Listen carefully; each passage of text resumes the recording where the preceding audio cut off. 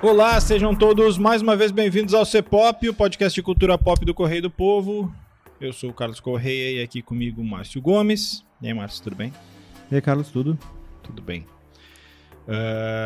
Hoje vamos falar aí de um filme bastante aguardado da temporada e que eu tenho curiosidade para saber se muita gente vai ver, e eu infelizmente acho que agora no cinema não porque ele seja ruim, muito pelo contrário, né? Já dando spoilers da nossa avaliação, mas porque ele tem 3 horas e meia, porque o menino Martin Scorsese tem liberdade para fazer essas coisas, ainda bem. Hoje a gente vai falar de Assassinos da Lua das Flores, o novo filme do Scorsese, com Leonardo DiCaprio e com Robert De Niro. Uma superprodução, um filme épico e todos esses superlativos que a gente tava mais acostumado, né, a falar quando fala em cinemão, que hoje em dia é até um pouco mais raro. Se bem que esse ano teve Oppenheimer, né, que também é um filme nessa linha. Dessa proporção, assim, né. Então, sem mais delongas, vamos subir a trilha aí pra falar aí de Killers of the Flower Moon.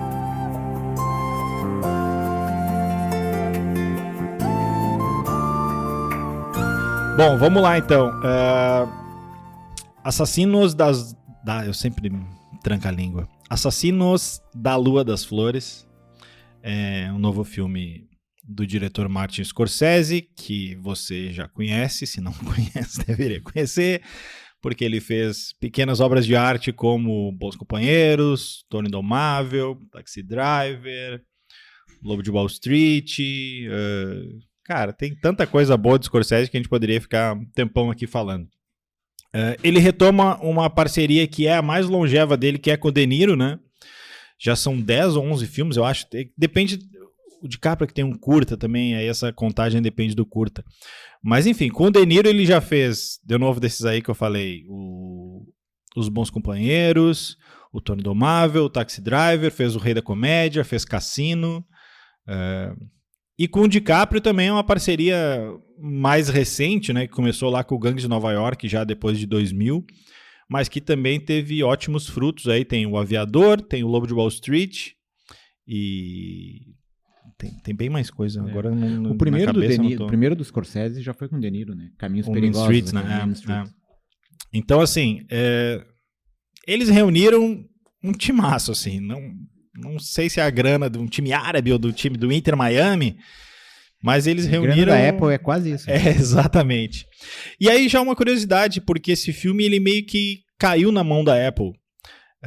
E aí já começa a história da produção em si, porque esse filme era um projeto da Paramount inicialmente, e o primeiro roteiro era diferente, assim, porque, assim, já dando uma sinopse da história, o filme acompanha uma série de mortes que acontece numa comunidade, uma comunidade, já é uma cidade, né? Mas vamos chamar aqui de comunidade de índios, de nativos americanos ali no começo dos anos 20, nos Estados Unidos. E a história gira em torno disso, assim, que houve um massacre ali, foram matando um por um, assim, foram morrendo de forma suspeita. E aí lá pelas tantas o FBI entra na investigação, era o começo do FBI ainda ali, né?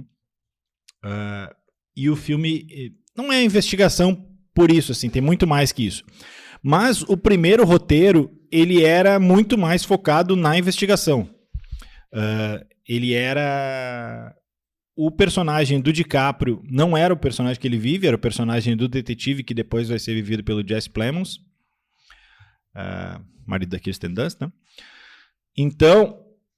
só que lá pelas tantas, a iniciativa até foi do DiCaprio, pelas entrevistas que eu li. O DiCaprio chega pro Scorsese e diz assim, olha só, a gente está contando essa história sob a perspectiva dos investigadores, quando essa história aqui faz muito mais sentido ser contada pela perspectiva dos nativos, né? E é uma outra história. Que também não ocorre nesse filme, né? Oi? Que também não ocorre nesse filme, né? Mas enfim... O filme inicial era um filme de investigação. Era um procedural de... Não é de serial killer, né? Mas enfim, Era um procedural para descobrir quem é que estava responsável por aquilo ali. E a Paramount chegou... Quando o Scorsese concordou e tal, se chegou a um segundo roteiro e a Paramount disse, não. Esse roteiro aqui não vai rolar. A gente gosta muito e aceita o primeiro, mas o primeiro, esse segundo, não dá. O Scorsese não abriu mão, o DiCaprio não abriu mão, e aí a Paramount acabou saindo do projeto, ela ficou só como distribuidora.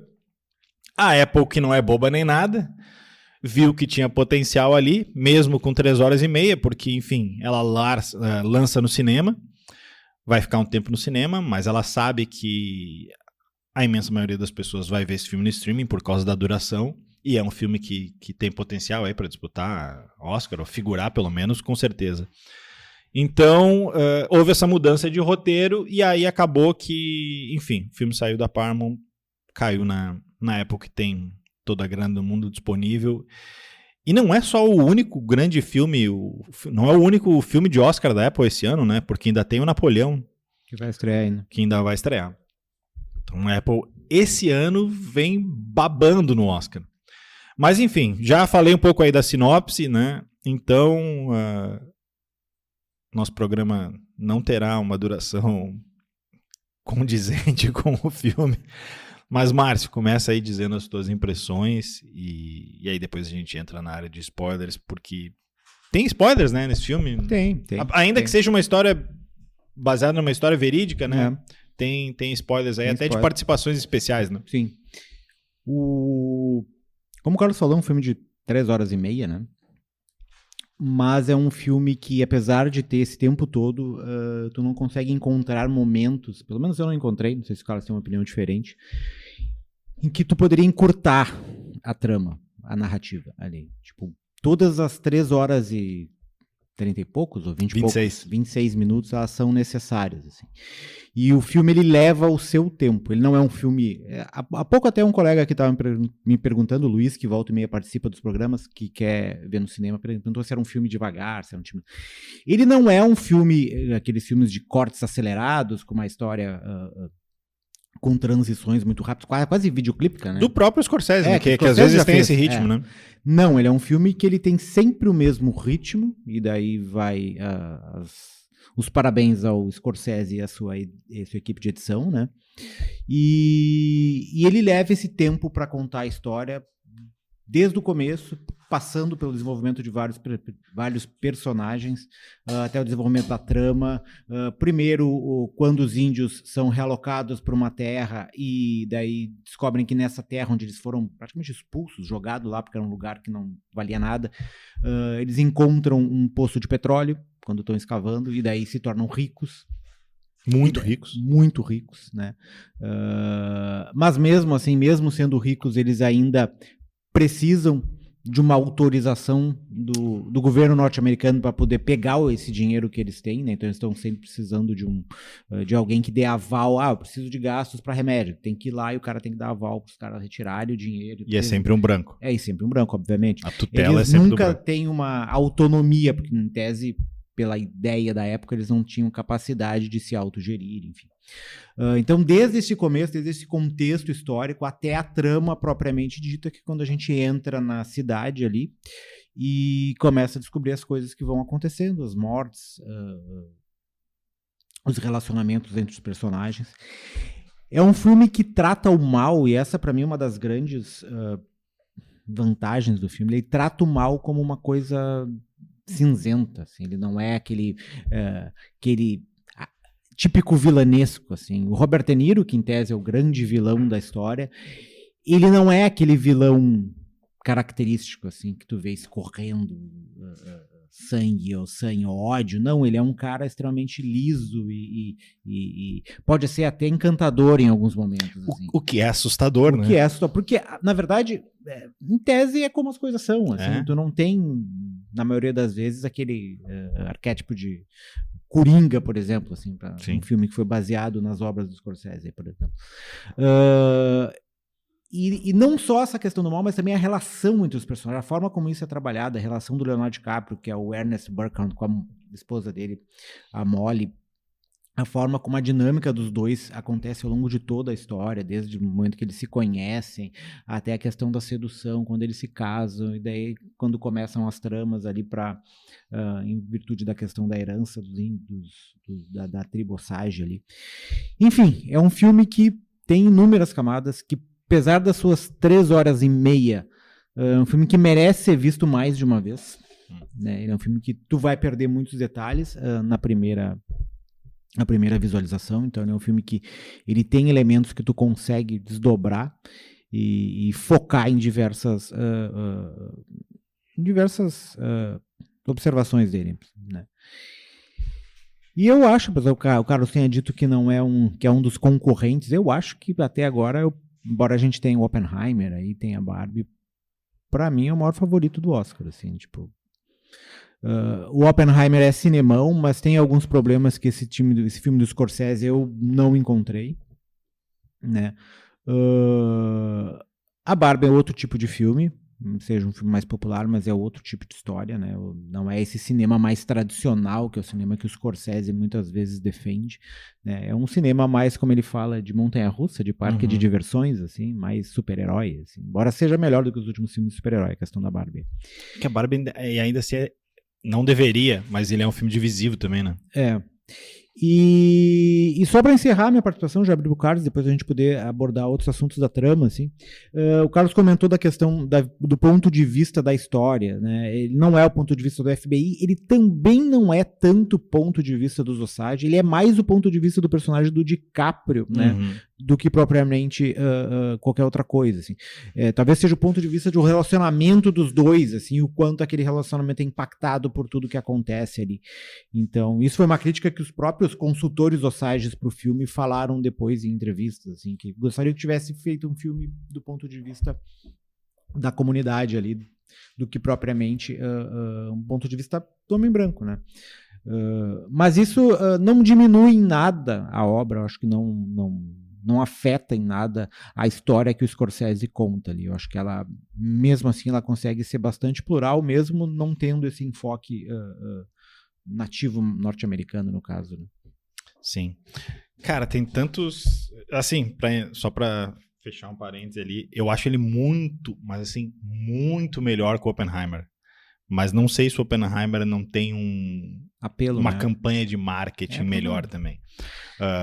E assim, o Nolan não ganhou, tudo aquilo lá. Então, enfim. Mas também é um filme que é um pouco mais divisivo também, repetindo a palavra ali. Eu gosto do Oppenheimer, mas eu acho ele meio morde a sopra, assim, na responsabilidade.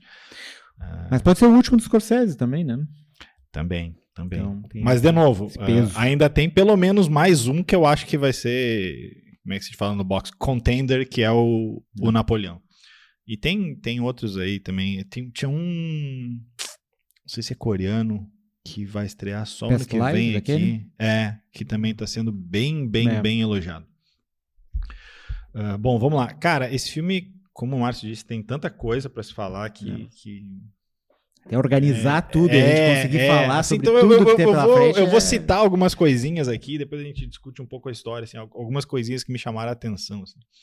Eu tentei catar no Spotify a trilha e não achei, mas me chamou muita atenção e pro bem, assim, o quanto tem uma música o tempo inteiro ali, que é só um baixo, na verdade, mas é um baixo que emula um tambor, assim. Ele é quase um batimento cardíaco, né? Isso, e ele fica... Eu contei 8 tempos, o Márcio tem mais noção de teoria musical, diz que em alguns momentos é 6, né? E ele dá essa variada, mas ele fica só... Não é muito alto, tá baixo, assim, por trás, fica aquele... Tum, tum, tum, tum, tum, tum. Cara, é a trilha a serviço do filme, assim. Não é a trilha só para aparecer a música, assim. Ele cria essa tensão... o ritmo ele é regular o tempo todo, mas ele não é lento, cara. É um filme de 3 horas e meia. Gostaria que tivesse 5 minutinhos ali no meio para dar uma passadinha no banheiro ali? Gostaria. Eu tenho uma pergunta sobre isso depois, mas não vou te interromper agora. Cara. Mas assim, se tivesse mais meia hora, veria tranquilo, assim, cara. O filme é muito bom e o ritmo dele é correto, assim. Eu tava escutando agora um podcast de entrevista com o Scorsese e ele fala assim, que ele se deu o trabalho por encerrado quando ele encontrou não só a duração do filme, mas assim, o ritmo que ele tem que ter para chegar onde ele quer. E ele chega. Ele poderia dar uma acelerada no final, ou o contrário, ele poderia ter mais meia hora naquele último ato ali, que é, enfim, depois a gente fala. Mas não, ele tem o seu ritmo e ele conta a história que ele quer contar. As interpretações é meio chovendo molhado, né? Porque, cara, o Scorsese só se cercou de gente boa e todo mundo tá muito bem, cara. O De Niro faz um dos seus, que eu acho, um dos seus melhores vilões, justamente por ser essa coisa real, assim. Tem algumas características, assim, meio engraçadas, né? O William Hale, né? Que é o personagem vivido por ele. Quando esses crimes começaram a acontecer, lá no começo dos anos 20, ele tinha mais ou menos 45 anos. Não tem precisa essa idade, mas se supõe que ele tinha por volta de 45. O De Niro tem 80, né? Mas, enfim. Mas, cara, o De Niro tá bem demais. O DiCaprio é outro, cara. O DiCaprio, eu acho que por muito tempo... Acho que já faz um tempo que isso não rola, mas por muito tempo ele sofreu um certo preconceito de ser só o galãzinho. Acho que o Titanic alçou ele a essa categoria. E ele sempre foi diferente, cara. Ele é um ator muito acima da média. Ele é um puta ator, cara. E ele sabe escolher os seus projetos. Tu não vê o DiCaprio, ou pelo menos tem dificuldade em ver ele num projeto ruim. Ele não aparece tanto quanto outros. Mas, cara, ele não entra em barca furada, assim, cara. E ele sabe os diretores, ele escolhe bons diretores para trabalhar. Bom, ele já trabalhou com o Scorsese, ele já trabalhou com o Spielberg, ele já trabalhou com o Tarantino. Cara, toda essa turma foda aí. Aliás, né? 300 filmes esse ano e, pra mim, pelo menos dos 2 melhores filmes do ano é um do Scorsese, que é esse aí, e o do Spielberg, que é os Fabelmans. Então, tipo... Fabelmans no ano passado? Mas estreou aqui esse ano. Né? Então, assim, cara, essa turma ainda tá muito acima. E assim, tem Lily, também a atriz, né? A Lily Gladstone também. Lily Gladstone. O que prova que o filme é ficção, né? Porque é o DiCaprio contracenando com uma mulher de 37, 38 anos. O DiCaprio, né? Que a gente sabe. Passou dos 25. E ela dá uma dimensão na personagem. Uma tristeza, assim. né? Mas é aquela tristeza, não é aquela coisa clichê, né? Aquela coisa meio banal e água com açúcar, assim, não é. Sim. Tu vê uma imponência na dor, assim. Interiorizada, né? É como alguém falou, assim, eu acho que a atuação dela representa muito isso. Tu falou a questão do épico. Ele é um épico, mas ele é um épico intimista, né? Sim. E acho que a atuação dela representa bastante essa forma de como o filme é apresentado. Sim. Então, e ele tem uma questão física no filme, né? Ele atua o tempo todo, além dos dentes dele, ele tá feio, né? Porque... O DiCaprio tá quase feio nesse filme. Exatamente. Quase feio, não tá feio, mas tá quase, tá na beira do feio. E ele me lembrou, claro, não fazendo comparações, né? Mas só pra pegar como exemplo, o Marlon Brando no Poderoso Chefão, que parece que ele tem um ovo de codorna em cada lado da bochecha, né? O DiCaprio não é isso, mas é um pouco disso, né? Ele o tempo todo tá com a mandíbula pra frente, assim, meio que com a boca pra cima, assim. E ele atua isso o tempo inteiro, assim. Ele pega aquilo ali pra ele e vai o filme inteiro, assim. Então, cara, se esse filme não tiver muitas indicações de elenco... Sei lá, não sei mais nada. Que mais? Fotografia é boa demais, assim. Tem horas que tu vê uns planos. Tem um momento mais pro final que o personagem do DiCaprio tá acuado e o Scorsese bota a câmera embaixo, assim, cara. Então, a pessoa que tá falando com ele, tu vê ela de baixo pra cima, assim. Como o filme, como o Márcio disse, ele é um pouco a perspectiva dele... Tu se sente acuado como ele tá ali. O antagonista tá numa posição superior a dele, assim. Fora que tem outros planos, assim, que parecem quadros, né? O do começo ali do filme, quando os índios descobrem o petróleo. A última cena também, que vai abrindo. Os caras estão dançando em volta. Tem uma cena do incêndio que também é muito bonita. Essa cena do incêndio, eu acho que tem uma parte em que é uma cena em que a Molly, que é a personagem, que é mulher do DiCaprio, ela tá doente, drogada ali, né, bastante debilitada, à beira da morte, e daí tem um incêndio pegando na fazenda, e daí ele mostra a cena das chamas no vidro, só a luminosidade, dá aquela sensação de desorientação, né? E de enfim, e tu do delírio dela e do próprio DiCaprio, que ali também tá delirando, então tem todo esse efeito que tu consegue... Tu vê isso nos olhos deles, né? Tu consegue quase...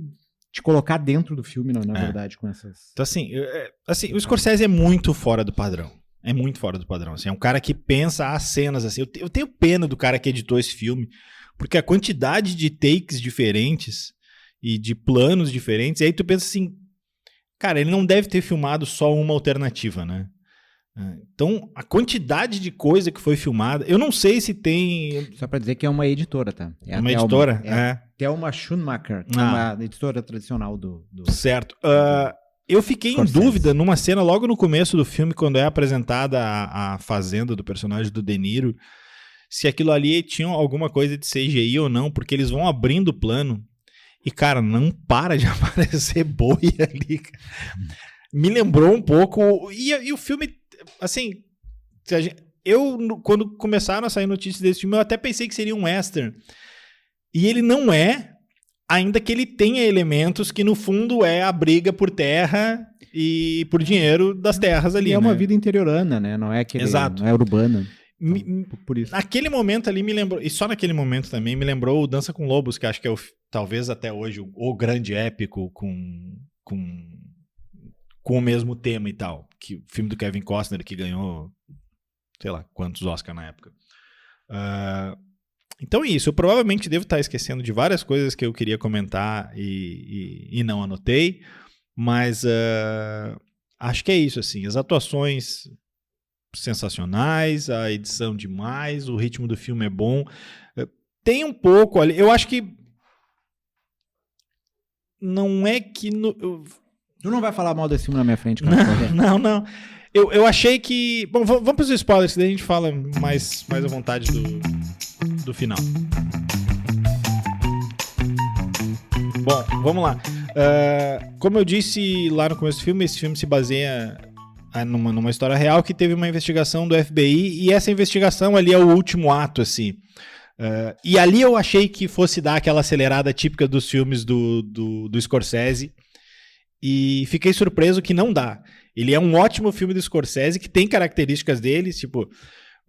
algumas cenas violentas, mas bem menos do que outros filmes, muito menos. A violência nesse filme, ela parece que ela é mais crua, né? Não é aquela, chocar. Ela não é aquela violência estilizada que a gente tá acostumado em alguns filmes, isso. Tipo Tarantino. Assim. Ou melhor, retiro o que eu disse, não é pra chocar, é pra te situar ali na história. Tipo, tem uma hora lá que explodem uma casa e eles vão à volta ali pra procurar, ver se ainda tem sobreviventes e tal. E no outro dia eles ainda estão fazendo uma investigação e tu olha pra baixo assim e tem uma mão. E é uma cena crua, não é... E também deu e passou, sabe? Não é...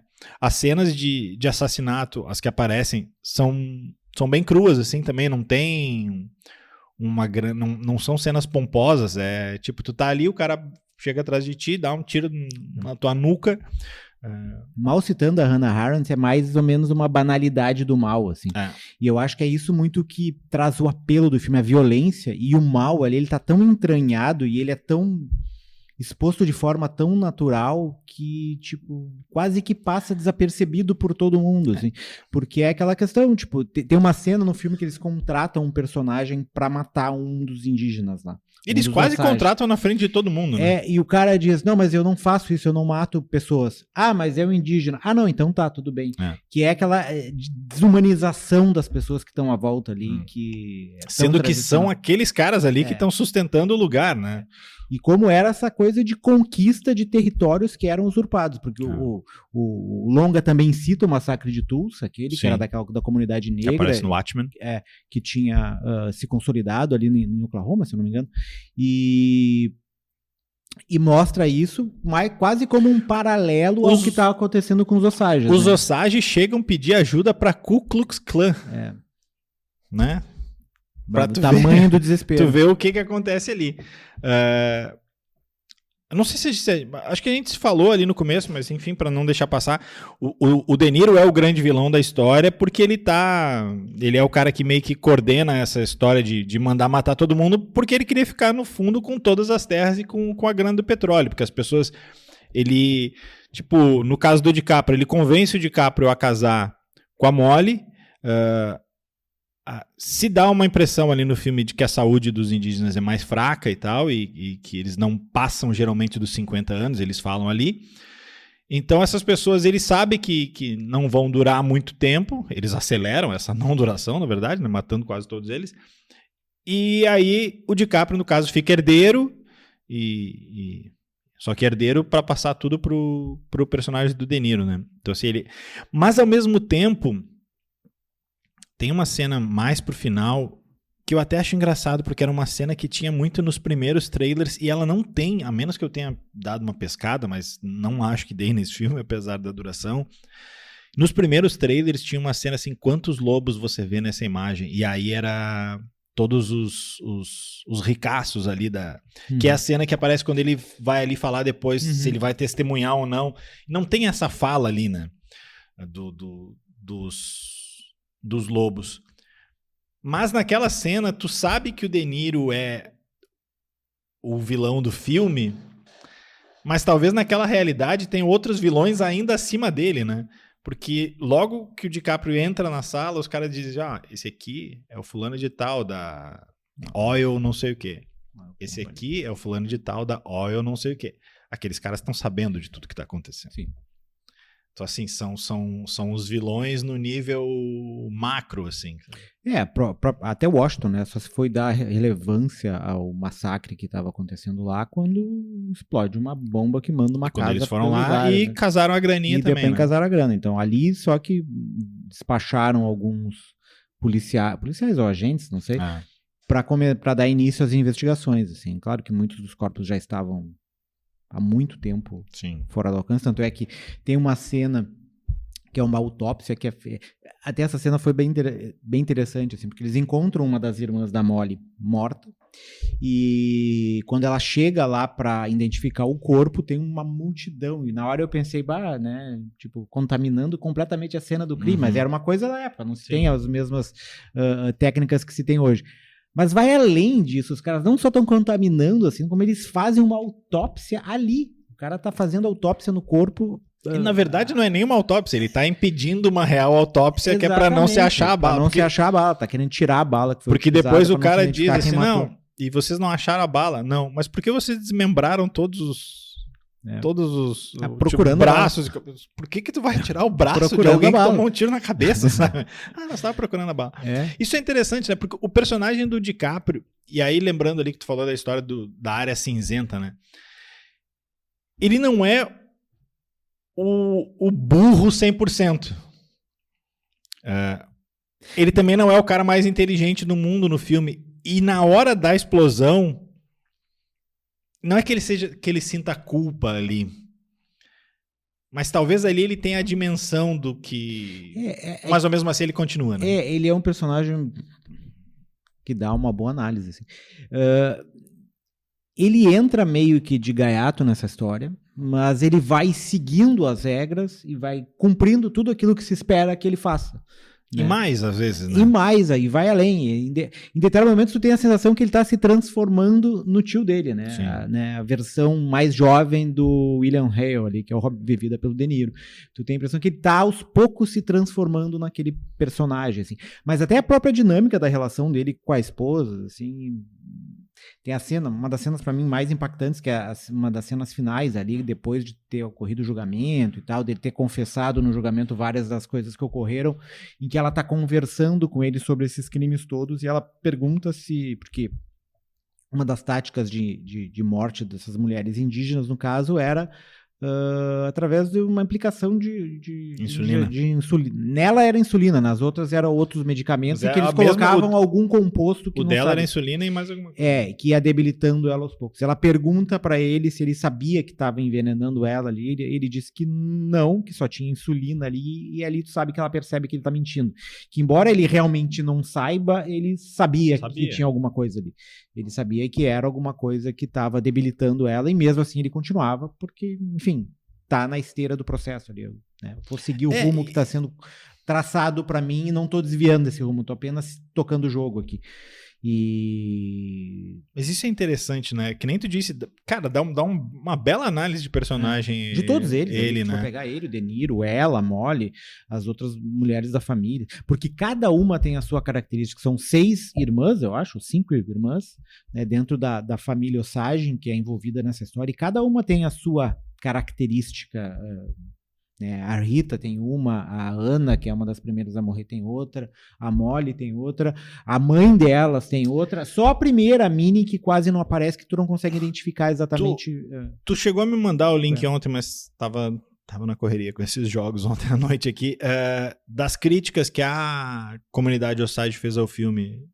É um pouco isso, dessa questão que eu comentei no início, assim, de não ser a perspectiva Osage da história, assim, uma perspectiva quase que do Leonardo DiCaprio, e que eles gostariam de algum dia ver essa história contada pela... É o branco tentando fazer justiça, mas ainda é o branco. Né? Ainda é o branco, exatamente.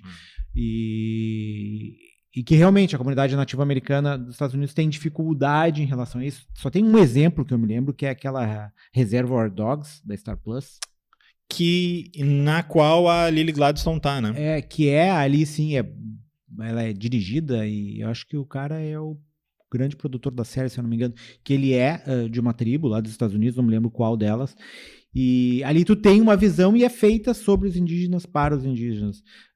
No cinema eu ainda não encontro, embora a comunidade negra já tenha isso, né, com Jordan Peele e vários outros, a comunidade indígena ainda não conseguiu ocupar esse espaço. Está indo gradualmente, né, de forma muito mais lenta do que deveria. Antes da gente ir para as nossas notinhas, tem um pacote de participações especiais, principalmente na reta final ali, né? Desculpa, Reservation Dogs. Eu falei Reservoir Dogs, parece que é o cães de aluguel, não é Reservation Dogs. Está no Star Plus. Star Plus. Tem um pacote ali de participações especiais, né? Que eles largam principalmente no final. Vamos lá. Bom, o Jesse Plemons eu já tinha falado, né? É o cara que lidera a investigação do FBI. E para fazer esse filme, ele perdeu o papel de protagonista no Não Olhe, que ficou com o Steve Yeun. Era para ser ele ali. Brendan Fraser aparece como advogado. John Lithgow também aparece como um dos investigadores. É procurador, né? Procurador? É o procurador. É o advogado da acusação ali, sim. Né? Porque... Tá certo. E eu acho que a grande participação especial que pega um pouco de surpresa... tem o Jack White também, né? Tem o Jack White no finalzinho ali. Tem o Jack White. Tem o Jason Isbell, que o Carlos... muita gente não conhece, assim, mas é um guitarrista norte-americano de blues e country que faz um dos antagonistas do DiCaprio ali, que é o Bill Smith.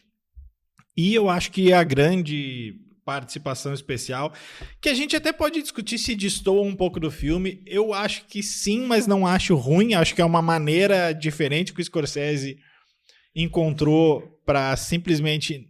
Fosse qualquer outro filme, aquela era a hora que subiam os letreiros com as fotos reais ali, o Scorsese encontrou uma forma diferente de contar isso. Fez um podcast de True Crime dos anos 20. Recriando histórias de rádio, né? É que, se eu não me engano, o FBI ele tinha um programa na rádio norte-americana que ele contava os casos. Assim. Essa história dos assassinatos, ela já teve 2 versões no cinema. Uma era essa do FBI e outra bem mais antiga. Bom, mas a gente estava falando nessa participação especial, que é o próprio Scorsese, né? Que ele que sobe ali na hora desse teatro ali para falar da personagem da Molly, né? Para dizer como ela foi meio que escondida da história, assim, né? O assassinato dela, a morte dela foi só... Não houve menção nenhuma aos assassinatos. Né? Só registraram a morte dela, mas não registraram todo tudo pelo qual ela passou. Assim. É um obituário bastante reduzido. Assim. E isso é interessante assim, também, que é coisas que só caras que nem o Scorsese consegue fazer, às vezes o Wes Anderson consegue. Tu vai largando, sei lá... Todo mundo. Tu vai largando no final do filme grandes estrelas que vão entrando e dando seu recado. Tem pequenas pontas, assim. Que não tem são... aí 3 dias de filmagem aí? O que tu vai fazer no final de semana? Vem participar do meu filme. Ó, eu vou fazer um filme e tu vai participar de 1 hora do meu filme. Ah, maravilha! O filme tem 3 horas e meia. Tem 3h30. Tu me disse lá na hora que eu falei que poderia ter 5 minutinhos pra ir no banheiro no meio do filme. É verdade. Passou. Em qual hora tu acha que as pessoas devem ir no banheiro? Nesse filme? Quando chega qual cena? Cara, eu acho que elas têm que ir no banheiro antes. e não comprar refrigerante. E não comprar nada líquido. Não, você vai tomando em doses. Eu comprei o café ali porque eu tava com medo do filme ser meio sonolento. E não, cara, ele não é, cara. Eu fiz o jejum de líquidos. Mas enfim, acho que pra história... Não sei, talvez alguma coisa ali no começo, quando ainda tá se construindo, antes dos assassinatos. No começo a pessoa não tá com vontade de no banheiro. Essa recém foi, vai estar lá na metade. É que depois, velho... Quando passou 2 horas, a galera começou a ficar apertada ali. Depois... tem uma hora das mortes ali, que as mortes meio que... Não é que elas se repetem, mas elas vão escalonando e pra história não muda nada se tu perder uma ou outra. Mas acho que tu perde a imersão no filme, né? Mas enfim... Notinhas, Márcio. 0 a 5 estrelinhas aí. Esse eu não me...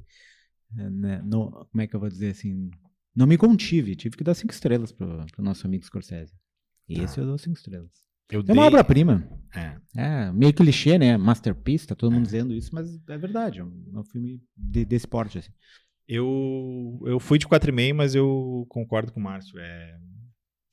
E agora pensando... Eu pensei, se eu não der 5 estrelas pra esse filme, eu vou dar pra qual filme eu vou dar 5 estrelas? Mas eu tava pensando, a única coisa que eu dei 5 estrelas esse ano foi pra Succession. Nem o Urso, assim. O Urso eu dei 4,5, o Fabelmans eu dei 4,5. Então eu acho que eu me baseei no Fabelmans, assim. Como eu saí e do Fabelmans, a Mari tá aqui e lembra, eu saí empolgadaço do Fabelmans e dei 4,5. Mas acho sim. E acho que talvez ao contrário, não é ao contrário, mas a gente estava antes ali citando o Oppenheimer também, né? Ele é um filme que eu acho que ele dura mais que o Oppenheimer, assim. Que nem tu falou, assim, quanto mais tu vê, tu vai descobrindo camadas. Eu acho que ele vai ser mais longevo.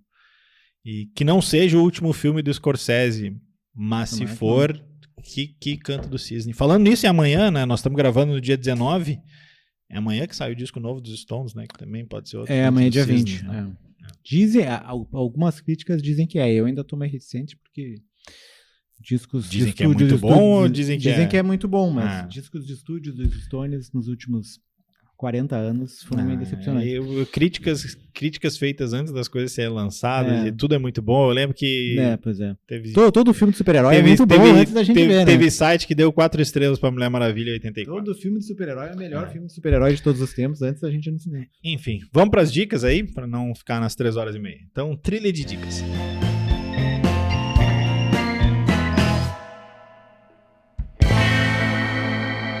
Fala, Márcio. A gente fez podcast, episódio sobre o novo Exorcista semana passada, né? Quem quiser ouvir, é melhor ouvir o podcast do que ver o filme, eu acho. Eu resolvi assistir um filme do Friedkin, né? Que é o diretor original do Exorcista de 73. Só que daí é um filme mais recente dele, de 2006, que tá no MUBI. O nome em inglês é Bug, em português ficou como Possuídos. Não diz muito a ver com a história, mas enfim, é esse nome que deram ali. É a história de uma mulher vivida pela Ashley Judd que conhece um cara e resolve ter um relacionamento com ele. É uma mulher que já tem um ex-marido que é presidiário, perdeu um filho e tal, tá tentando reconstruir a sua vida, né, ou pelo menos sobreviver ali, e encontra nesse personagem que aparece na vida dela alguém que ela pode dividir algumas coisas. Só que à medida que o tempo passa, eles começam a identificar pequenos insetos na casa que começam a beliscar ele. E eles começam a ficar cada vez mais obcecados com esse inseto, e isso vai escalando até um nível impensável, assim. E tu começa ao longo do filme tentar entender se aquilo ali são insetos reais ou são insetos imaginários que eles estão... É um filme, assim como o filme do Scorsese, ele é bem intimista, assim, ele é quase todo passado dentro de um quarto de hotel de beira de estrada. Tem meia dúzia de atores, meia dúzia de personagens, mas mesmo assim a história é extremamente angustiante, justamente por isso, assim, porque ela vai num crescendo e a mulher vai entrando nessa, porque quem primeiro vê os insetos é o cara, né, e ela vai entrando nesse universo e daqui a pouco ela não consegue sair mais e tá na mesma pilha. Enfim, é um filme bem interessante, assim, do Friedkin, mesmo sendo dos mais recentes. Vamos lá, antes de dar as dicas vou lembrar... No MUBI, tá. Antes de dar as dicas, vou lembrar, no Spotify, pelo menos, seja onde você estiver ouvindo este podcast agora, Spotify tem caixinha de comentário agora, né? Então, se você quiser comentar lá qualquer coisa que a gente falou, se quiser deixar alguma pergunta pro próximo episódio, alguma coisa assim. Você que achou o filme ruim? Pode deixar lá, ou também no nosso Instagram, que a gente tá tentando dar uma bombada, né? Vamos ver se a gente consegue o ritmo dessa vez. Pode deixar lá dicas, críticas, seja o que for. Minhas 2 dicas da semana, uma é uma série que até o Buzz já passou um pouco, né? Porque eu que fiquei atrasado na fila, a galera já tinha visto antes. É uma série que está na Amazon, uma produção brasileira da O2, que é Cangaço Novo, que realmente é muito foda. E a história é isso aí, é um personagem que volta para sua terra lá no Ceará e ele se envolve com uma espécie de novo cangaço mesmo, como fala o filme ali, eles são assaltantes de banco. E, cara, só que a história é muito crua, assim, ela é uma série de TV, mas assim como a gente estava falando ali que o Scorsese sabe pegar alguns planos, ela é uma série de TV, mas ela é muito cinema, assim, as imagens, a forma como é filmado, como seria bom ver aquela série numa tela grande, inclusive o primeiro episódio, não sei se os primeiros ou o primeiro só, ele teve uma premiere no Festival de Gramado esse ano. Então, fica aqui a dica. São quantos episódios? São 8. São 8 episódios de 50 minutos ali. Mas... quase o filme do Scorsese. Dá pra passar ela todinha no cinema. Tá de boa. O que é sim, quase... Essa tá no Prime Video, tá? É Cangaço Novo.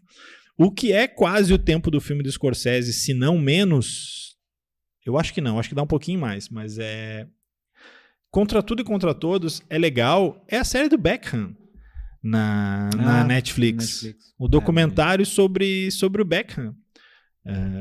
Que, para quem não sabe, né, jogador de futebol que foi um astro aí da seleção do Manchester United e da seleção inglesa ali nos anos 90, nos anos 2000, no começo dos anos 2000, que não é tudo que os ingleses acham que ele é, mas também não é tão ruim ou não é não tudo isso quanto o resto do mundo acha. Via assim. No meu meio campo, né? Fechava direitinho, né? Seja no Inter, seja no Grêmio, seja em qualquer time brasileiro. Só que o Beckham transcendeu o personagem do jogador de futebol, né? O Beckham é casado. Casou na época e é casado até hoje com uma Spice Girl, que eu não sei se a nova geração tem noção do fenômeno que foi a Spice Girls. É tipo um K-pop inglês. Assim. Mas muito maior, né? Porque o K-pop é um puta fenômeno, mas ainda é um fenômeno de nicho, assim. Um nicho gigante, que é meio contraditório falar isso, mas Spice Girls não, meio que todo mundo conhece. Aliás, no documentário tem uma parte legal que o The Sun, em determinada época, a matéria que eles se propuseram a fazer é encontrar alguém no mundo que não conheça David Beckham. E eles demoraram para achar, e aí eles acharam alguém no interior do Afeganistão. Aí tá lá um cara com umas ovelhinhas. É forçado também, né? Mas a ideia é muito boa. Mas é meio forçado. Porque... Se o Messi, eu concordo. Não, mas é que... O Beckham como fenômeno não, é do tamanho. Assim. Ele nunca foi jogar. Mas eu acho que ele é mais um fenômeno europeu do que qualquer outra coisa. Tu não via ninguém com a camiseta do Beckham na Índia, por exemplo, como tu vê do Ronaldinho. Mas aí que tu tinha que ver o documentário. Então. Vou ver o documentário. Porque ele vai pro Real Madrid e o Real Madrid vai fazer a tour pela Ásia. Porque o Florentino Pérez não era bobo nem nada. Ele contratou o Beckham porque o Beckham era bom, mas porque o Beckham era um marketing sensacional. E aí eles vão fazer essa tour na Ásia e os outros jogadores são assim, Zidane, Roberto Carlos, Ronaldo Fenômeno, Figo, né? Os Galácticos. E eles falam que, tipo assim, 2015, assim, cara, as pessoas iam às 4 da manhã pra frente do hotel. E o Ronaldo, que é o Ronaldo, dizendo assim, cara, era por causa do Beckham, sabe? E, então, assim, acho que na Inglaterra mais ainda, né? Na Inglaterra o Beckham e a Vitória eram, tipo, quase do nível da realeza, assim, se não do nível da realeza. Mas, assim, a série é um pouco chapa branca, assim, como todas essas últimas séries documentais têm sido. Mas ela dá uma boa ideia do personagem ali. Então, dá pra... E são 4 episódios, então é jogo bem rápido, assim. Eu vi em 2 dias, assim. Não consegui ver um episódio só. Acabei emendando. Então, Beckham é o nome da série, tá na Netflix. Era isso, né? É isso. A edição é do Thiago? Thiago Basso na edição. Recebeu todos os spoilers do filme aqui. No filme de 3 horas. Semana que vem a gente volta. Semana que vem já é a semana do Halloween, né? Então a gente vai ter que pensar alguma coisa de Halloween, né? É isso aí. Então tá. Até semana que vem, então. Abraço. Tchau.